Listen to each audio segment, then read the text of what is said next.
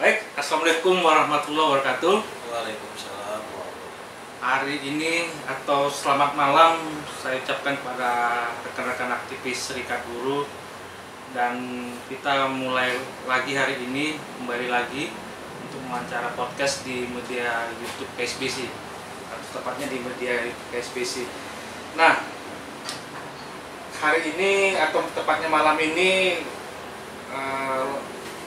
ruangan podcast KSBC ruangan yang baru, dan kita di sebelah saya ini sangat beruntung bisa perdana tampil. Nah, sebelum kita memulai podcast diskusi kita ini, saya kenalkan di samping saya ini nama beliau adalah Faisal Rahman SH. Saat ini menjabat Ketua Dewan Pengurus Cabang atau DPC. Pelan-pelan dulu saya ingin jelaskan.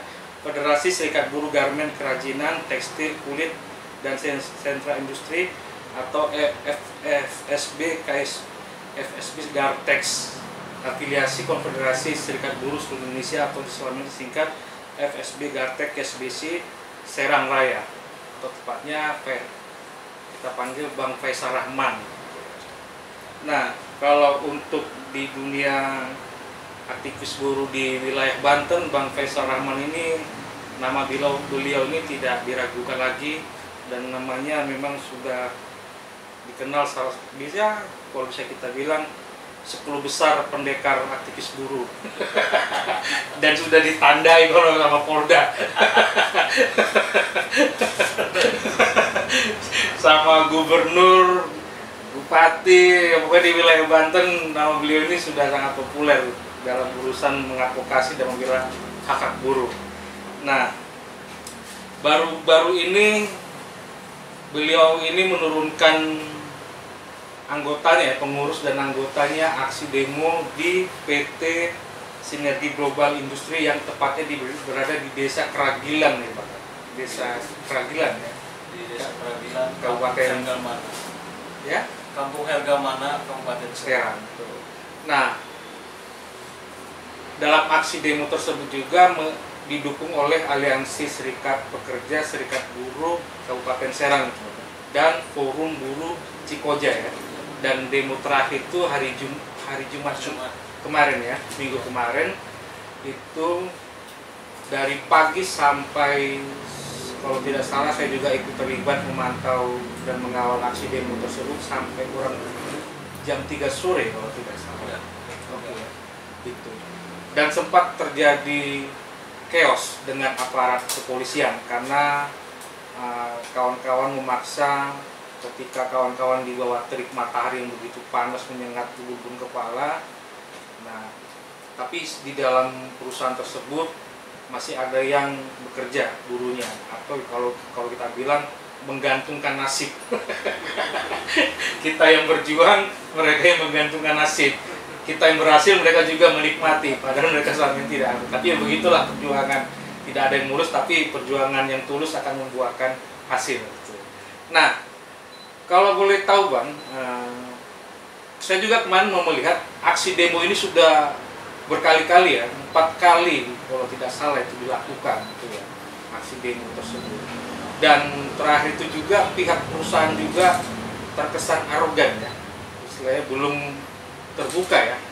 Padahal proses dari awal, proses bipartit itu sudah dilakukan ya, dan sudah mengadukan ke Sudinaker Kabupaten Serang dan juga ke pihak Dinas Pengawasan Tenaga Kerjaan Provinsi Banten ya.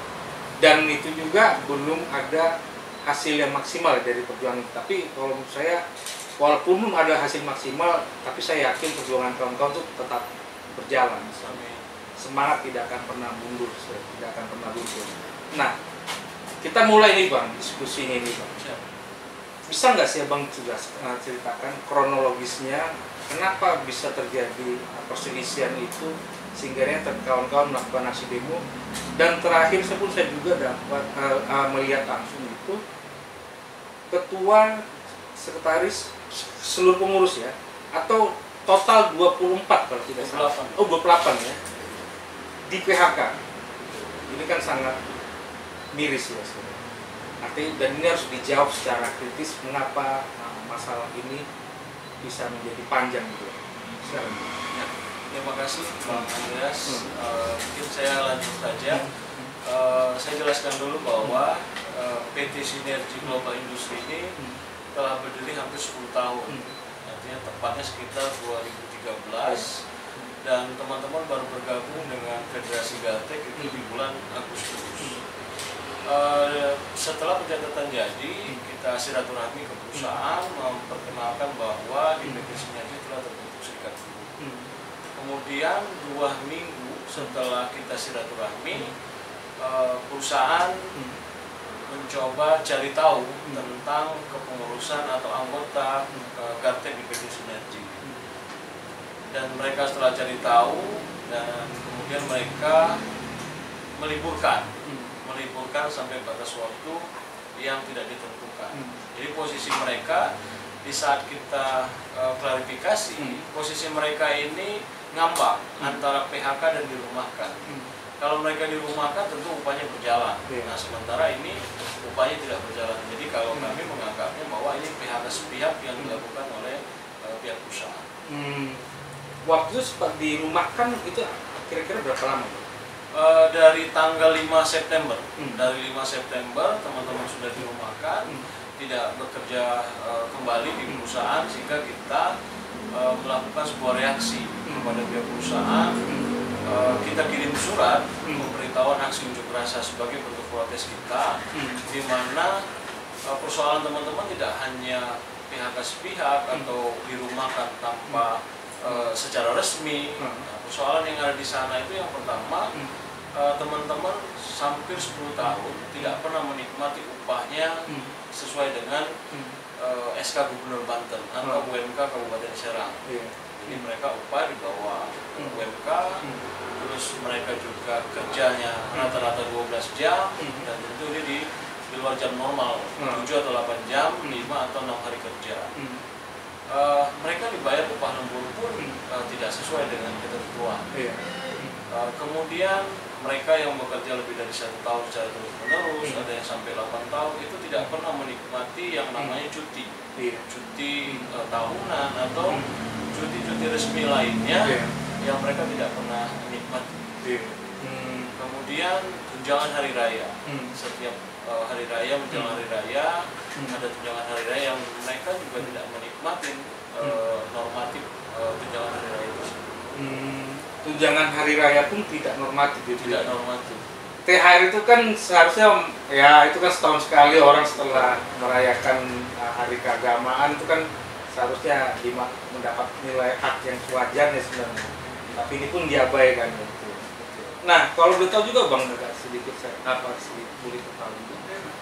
Ketika pihak perusahaan mem-PHK mereka alasannya apa sih? Kalau bisa kita klarifikasi kemarin alasan mereka karena job order. Jadi order yang berkurang, tidak membutuhkan begitu banyak tenaga kerja, akhirnya mereka di-off. Hampir sekitar 100 orang yang di-off, yang bekerja itu hanya bekerja tetap saja mungkin sekitar 30%, selebihnya mereka di-off atau diliburkan tanpa pemberitahuan secara resmi dari pihak perusahaan. Gitu ya. Nah, tapi kan setelah saya pantau di aksi demo itu, beberapa buruh yang ada di situ juga melaporkan ketika mereka di PHK, ternyata mereka membuka lowongan kerja. Apa benar tuh? Betul Bang, jadi sejak dari tanggal 5 September dan terakhir kita aksi kemarin di sekitar tanggal 5, kalau tidak salah aksi kemarin tanggal 5, itu teman-teman mendapatkan informasi bahwa perusahaan menerima pekerja baru sekitar 10 orang tenaga kerja baru. Kita tidak tahu apakah mengganti 28 orang ini atau seperti apa yang belum terklarifikasi dari pihak perusahaan. Nah, ketika mereka di PHK, apakah sebelum mereka bergabung dengan Serikat Buruh Gartek, apakah mereka ini latar belakang orang yang sering bermasalah di perusahaan? Artinya dia orang yang masuk pernah kena SP surat peringatan 1-2, sehingga ketika mereka bergabung di Serikat Buruh ini menjadi pihak perusahaan itu marah gitu, karena dianggap wah Serikat Buruh itu kan menjadi momok yang menakutkan itu. Apakah memang ada motif-motif itu? Ya, kalau pengakuan mereka, teman-teman ini kan bekerja ada yang 1 tahun, bahkan ada yang 9 tahun. Artinya kalau melihat dari kinerja mereka, sejauh ini mereka baik dan produktif lah untuk bekerja di perusahaan. Artinya ada yang 5 tahun, 9 tahun itu kontrak itu perpanjang terus, berarti bisa kita pastikan sementara mereka tidak punya masalah besar selama ini, sehingga bisa diperpanjang itu. Artinya menurut Abang, mereka itu bergabung di Gartek hanya ingin memperjuangkan hak-hak mereka ya, karena ada hak-hak normatif mereka itu yang selama ini tidak pernah dijalankan oleh perusahaan itu.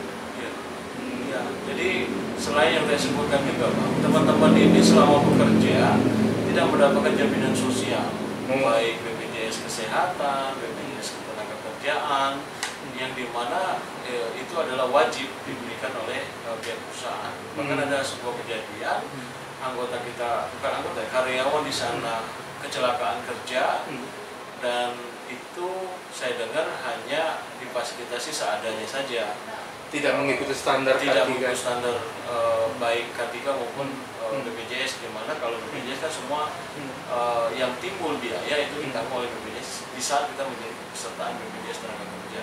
Dan itu kejadian waktu itu sengaja ditutup-tutupin dan karyawan pun ada rasa takut di saat itu melaporkan atau apa, ditakuti untuk nanti kalau lapor bisa di stop pengobatannya dan tidak ada pembiayaan dari pihak perusahaan. Dan terakhir ada salah satu pengurus kita karena kondisi sakit terus menggunakan surat dokter itu ditolak dan di PHK. Bang, untuk melanjut agenda diskusi kita merokok lah. Kita diskusi sama ya, santai. Oke Bang ya, sambil merokok kita. Nah, ketika Abang waktu itu sebagai ketua cabang, ketika silaturahmi itu kan niatnya baik, artinya dalam proses bipartit, dan itu dianggap wah ini adalah momok yang menakutkan sehingga mereka membuat skenario merumahkan dan akhirnya ujungnya di PHK. Pasti ada langkah-langkahnya melaporkannya ini ke dalam proses bipartit ke Sudinaker ya, Dinas Tenaga Kerjaan di Kabupaten Serang, dan ke Dinas Pengawasan Provinsi Ketenagakerjaan itu. Apa sih reaksi mereka? Pasti kan kita melakukan membuat bukti-bukti itu kan. Apa sih jawaban dari mereka sebenarnya? Ya, yang pertama saya sampaikan bahwa Gartek selalu mengedepankan sosial dialog. Di awal di tanggal 5 September atau tanggal 4 September itu kita berupaya masih melakukan dialog dengan pihak perusahaan agar segala sesuatu bisa kita musyawarahkan, kita sepakati dengan musyawarah. Semua pihak tidak ada menang atau kalah, tapi semua pihak bisa menang-menang. Namun faktanya di saat kita ketemu di partit di tanggal 5, perusahaan pasang badan bahasanya dan siap mengikuti proses hukum yang ada. Kita sudah melakukan selain aksi unjuk rasa, kita melakukan mogok kerja, dan kita juga sudah melaporkan terkait persoalan normatif yang ada ke Dinas Pengawas Provinsi, dan kita juga akan sudah difasilitasi oleh Dinas Tenaga Kerja Kabupaten untuk dimediasikan terkait dengan PHK sepihak yang dilakukan. Kita juga sudah melaporkan kepada BPJS Tenaga Kerja dan sudah proses pemeriksaan. Tadi kita audiensi, saya dengar bahwa perusahaan sudah diberikan surat peringatan apabila 5 hari tertanggal 6 kemarin tidak ada respon, maka akan dinaikkan ke laporan kejaksaan. Nah, kita lagi menunggu penetapan dari pengawas terkait dengan 28 orang ini dan upah yang dibayar dari UMK, kemudian kita akan laporkan ke Polda Lampung. Target Abang dalam perjuangan ini, apakah mereka itu harus dipekerjakan kembali atau ada alternatif lainnya?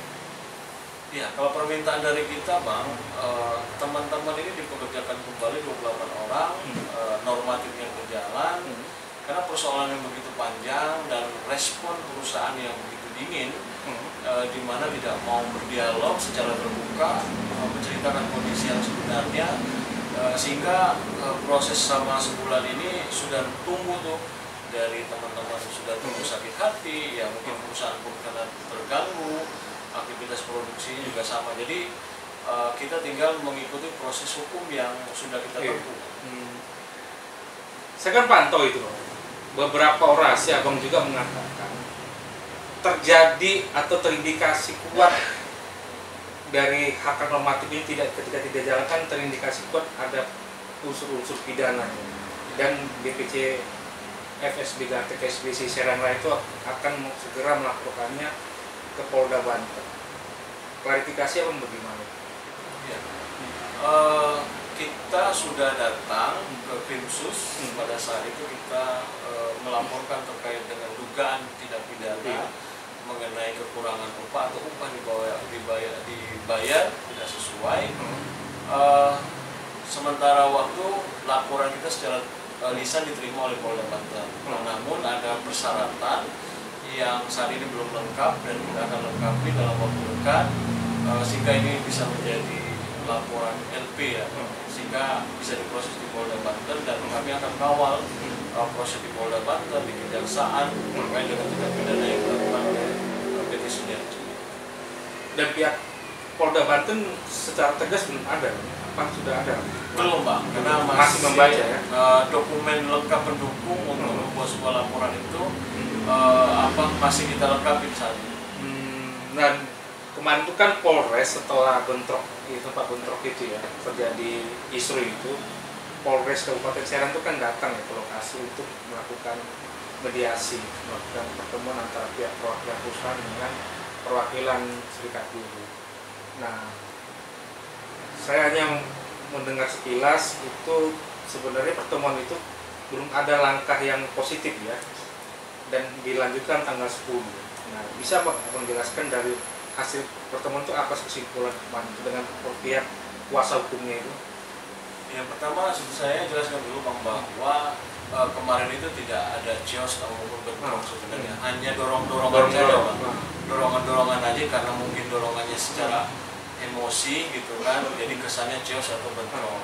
Jadi pihak Polres pun mengamankan dengan baik kegiatan aksi kita kemarin. Sempat Kapolres datang dan menghimbau bahwa antara kepentingan Gartek dan aliansi sebenarnya tidak ada hubungan dengan Polres. Nantinya Polres hanya posisinya mengamankan baik pengunjuk rasa maupun pihak perusahaan. Nah, itu dibawa dari Kapolres, dan yang melakukan mediasi itu dari Kasat Intel Polres Serang dan Kapolsek Keragilan, di mana di saat kita diskusi atau bipartit lah bisa dikatakan, dihadiri juga aliansi dan Polri Banten.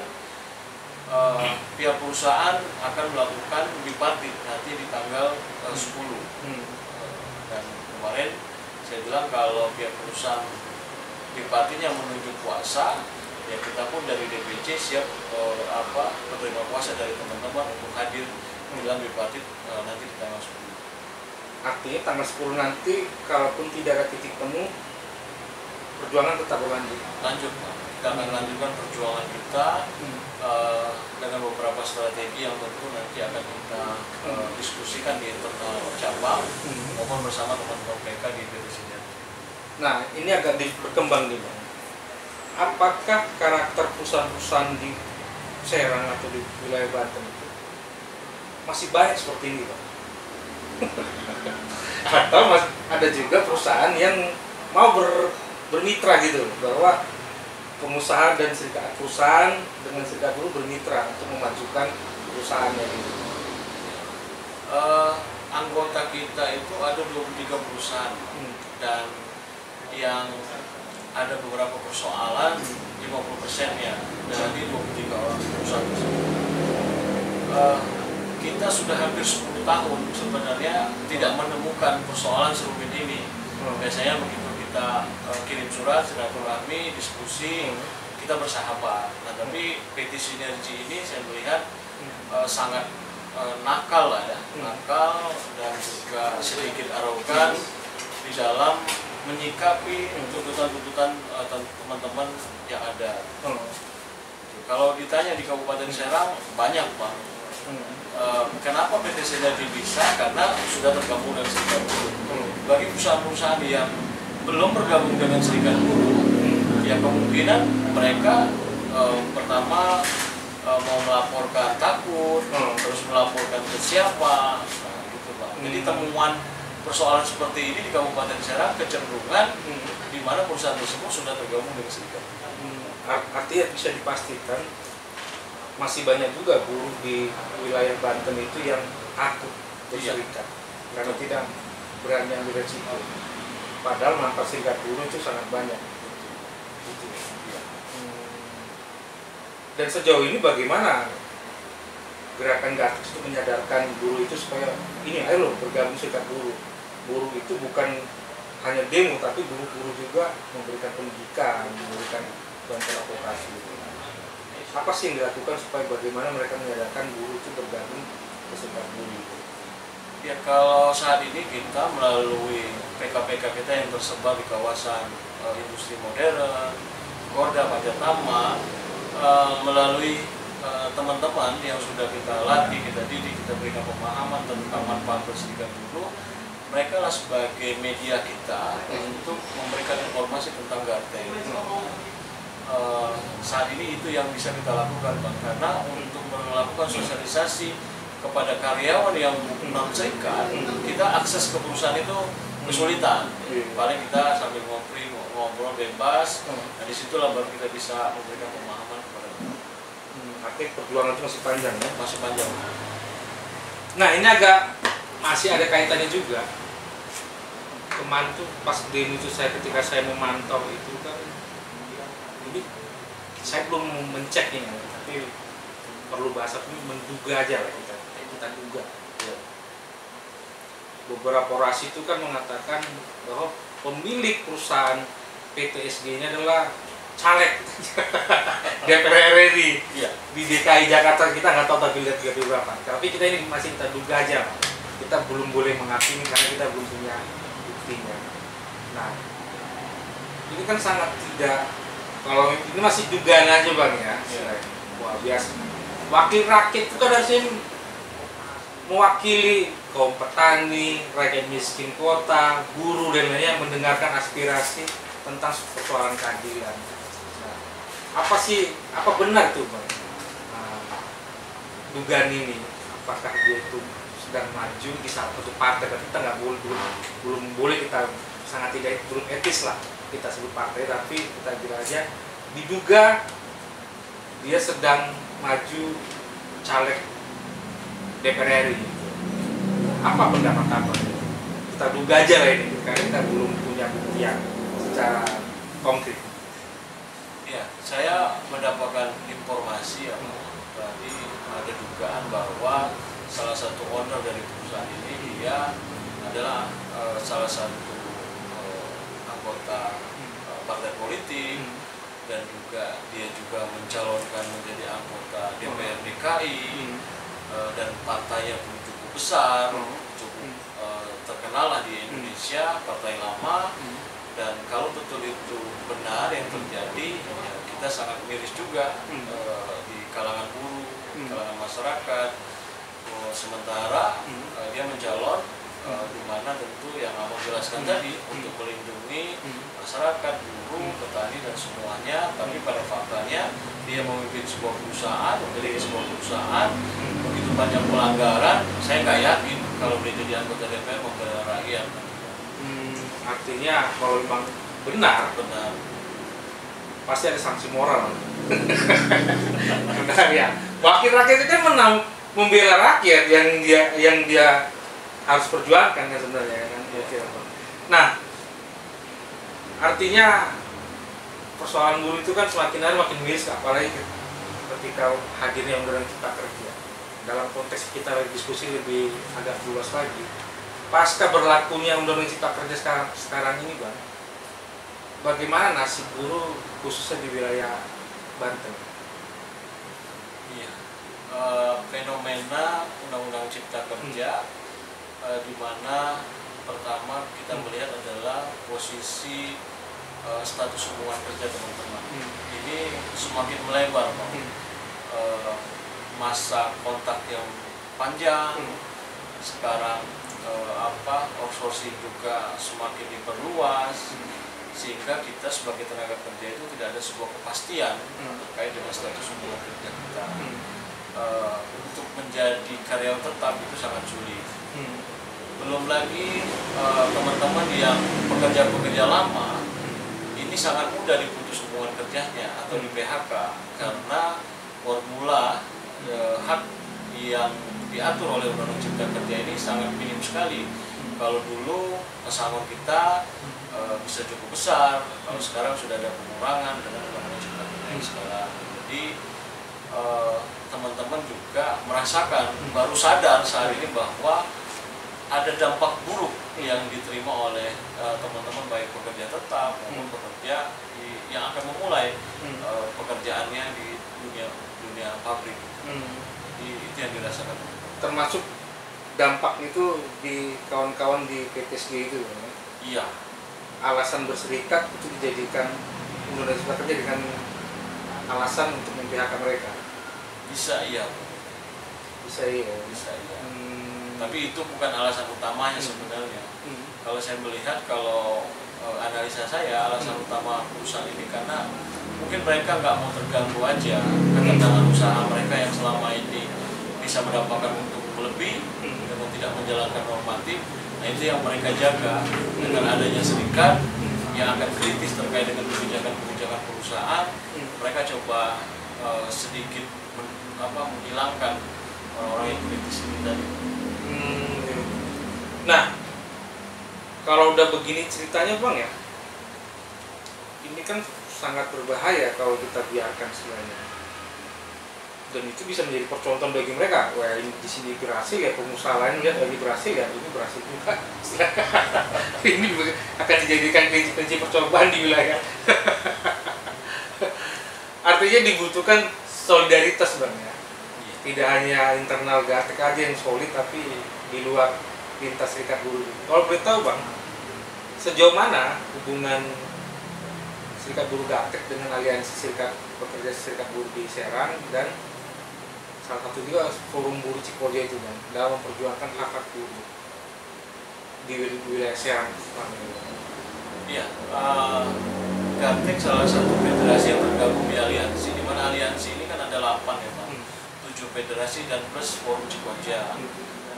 Kita selalu berjuang bersama, di mana ada beberapa perusahaan yang tidak menjalankan normatif, ya kita turun bersama-sama. Jadi aliansi ini ikatannya sangat kuat. Selain kita ikatan di dalam tubuh forum itu sendiri, tapi ikatan secara emosional di antara anggota itu sangat kuat sekali. Jadi kemarin pun hampir semua yang tergabung di aliansi turun untuk terlibat melakukan solidaritas kepada PTSG. Nah, kemarin itu dari beberapa aksi, aksi tanggal 6 kemarin kita bisa katakan cukup besar, karena aliansi turun, KSBC turun dengan beberapa federasinya, dan ini sangat membantu untuk melakukan dialog tekanan kepada perusahaan. Artinya tetap konsisten Bang ya, tetap yang dibangun. Nah, harapan Abang apa sih ke depannya melihat situasi yang sedang terjadi ini? Yang pertama ya tentu naungan kita ini kan pemerintah ya Bang. Ya, harapannya pemerintah khususnya di bidang ketenaga kerjaan bisa melakukan sebuah pencegahan di awal. Artinya ada beberapa perusahaan, ada pendataan, dilakukan monitoring atau dilakukan sidang kepada perusahaan-perusahaan sebelum adanya timbul persoalan. Nah, tadi kebetulan ada rapat LKS tripartit di Kabupaten Serang, saya pun menyampaikan hal itu. Artinya sebelum terjadi sebuah persoalan, ada sebuah pencegahan baik dinas kabupaten dan juga pengawas. Bagaimana tugas-tugas pengawas ini melakukan monitoring kepada perusahaan-perusahaan apabila di sana ada temuan. Tapi faktanya ini kan sebenarnya 10 tahun perusahaan yang PT Sinergi ini kok nggak kebaca tuh, atau tidak diketahui oleh dinas pengawasnya, terus oleh dinas kabupatennya. Ini tidak tidak diketahui keberadaan perusahaan ini sampai 10 tahun. Nah, ini yang memilih membuat kita. Ketika buruh memberitahu baru tahu bahwa di situ ada perusahaan. Ya, ada yang mengkritik menurut saya. Mereka sudah terima kasih Pak sama buruh berarti. Kalau nggak tahu juga. Nggak tahu atau pura-pura nggak tahu gitu. Karena saya dengar juga pengawas ada yang melakukan monitoring ke perusahaan tersebut. Cuman apa yang dimonitoring kok bisa ada persoalan normatif itu tidak diketahui. Ini yang belum kita klarifikasi dengan pengawas provinsi. Padahal itu sudah kewajiban dan tugas mereka sebenarnya untuk mendata tentang perusahaan di mana sejauh mana hak normatif yang diberikan kan tugas mereka sebenarnya. Nah kalau betul juga Bang, wakil rakyat yang ada di provinsi sama kabupaten peduli nggak sih Bang perjuangan? Karena kan wilayah Serang ini kan wilayah industri, peduli nggak sih mereka terhadap nasib buruh yang ini? Kalau peduli sesungguhnya kita tidak paham ya, tapi karena kita melihat bahwa anggota DPR saat ini tidak berasal dari aktivis buruh yang mengerti tentang perburuan dan ketenagakerjaan, jadi perhatian mereka kurang. Sehingga sudah hampir 1 bulan nggak ada tuh yang anggota DPR yang nanya, yang menyentuh, apalagi mereka melakukan pembelaan kepada teman-teman yang ada. Jadi bisa dikatakan kurang perhatiannya mungkin karena kita tidak tahu tentang dunia perburuan. Jadi ke depan ya harus ada wakil DPR yang dari buruh Bang, harus begitu. Atau mungkin juga latar belakangnya pengusaha juga. Ya, bisa jadi Bang. Rata-rata kan itu Bang. Kebanyakan anggota DPR ya merangkap juga dia punya usaha atau perusahaan. Artinya dalam diskusi ini memang harus ada pendidikan politik juga. Buruh jangan hanya sekedar demo-demo lagi Bang ya. Artinya sudah harus berani juga masuk dan bertarung untuk merebut kekuasaan. Karena kekuasaan itulah memang kalau memang niatnya tulus bisa merubah situasi gitu. Jadi ya kalau kita sebagai aktivis buruh ya nggak boleh alergi lagi. Karena buruh itu menurut saya sih ya memang benturannya regulasi undang-undang peraturan gitu. Nah, jadi menurut Abang memang sudah waktunya ya. Ke depan sudah harus waktunya buruh sadar bahwa mereka harus punya wakil di DPR dan aktivis buruh yang mungkin sudah lama dan punya kesempatan untuk mencalonkan diri, yang sebaiknya melalui jalur itu. Karena selamanya kita lakukan aksi di jalanan, aksi demo di perusahaan, itu hanya selesai saat itu dan persoalan itu. Tapi secara umum tidak menyentuh itu Bang. Kalau misalkan regulasi di Perdanya ada sebuah aturan yang mengatur bagaimana menjamin hak-hak normatif pekerja dan pemerintah setempat harus tegas. Misalnya perusahaan yang melanggar, jangan bicara tentang investasi terus berkembang, tapi perhatian kepada masyarakat di setempat itu tidak diperhatikan. Artinya kan di Serang itu kan bisa dipastikan 60% itu pekerja, gimana? Pekerja itu sekitar 20-30%. 30%? Ya, karena dari 1 juta sekian penduduk Kabupaten Serang, 200.000 sekian itu masyarakat buruh. Masyarakat buruh itu kan potensi dan harusnya memang ya mereka ini bersatu untuk menyuarakan aspirasinya. Ya harusnya mereka bisa mengirimkan 5 atau 6 di sebuah wilayah Bang, DPR di sana. Selama ini Bang, pemilu-pemilu sebelumnya masih sepi ya?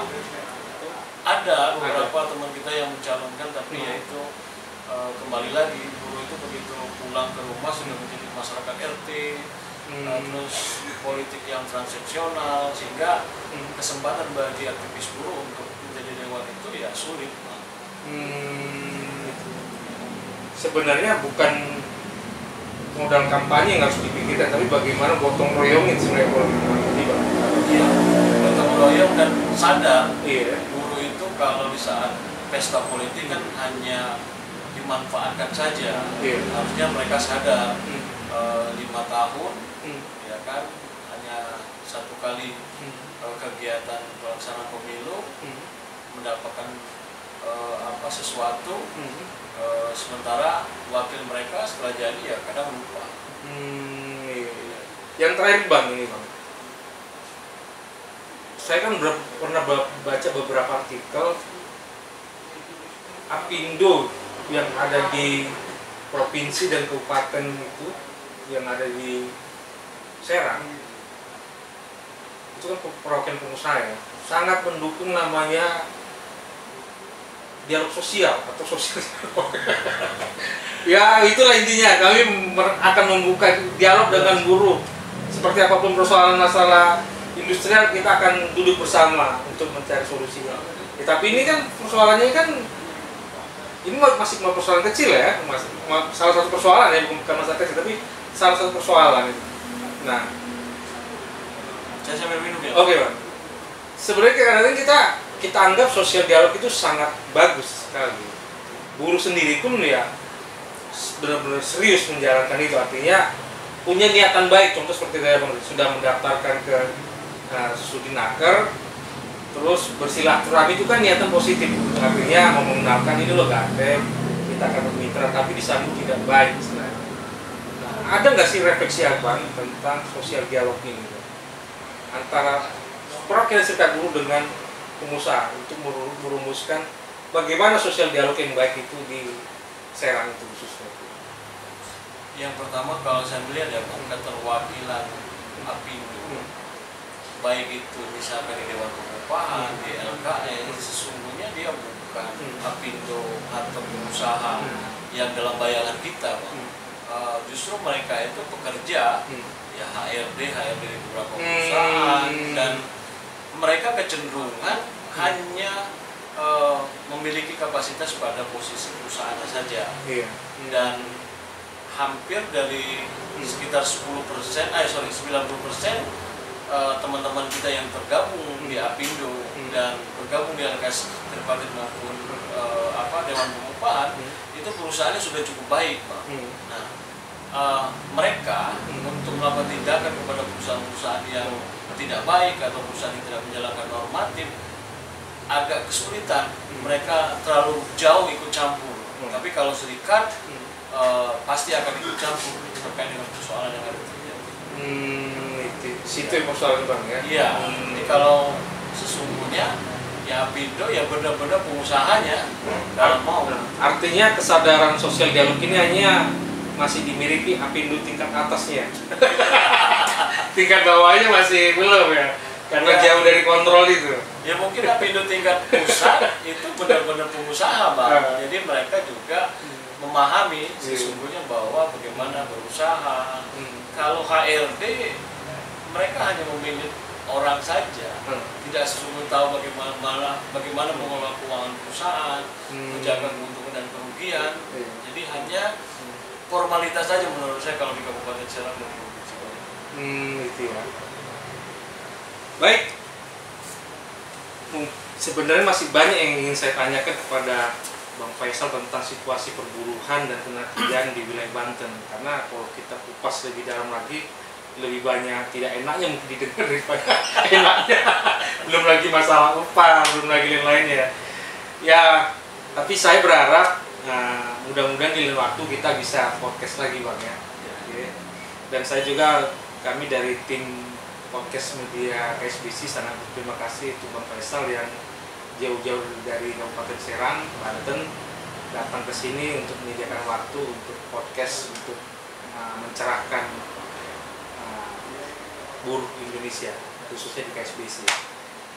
Terima kasih, saya ucapkan Assalamualaikum warahmatullahi wabarakatuh. Kita angkat tangan kiri kita teriakan hidup buruh, hidup buruh! Salaman. Terima kasih.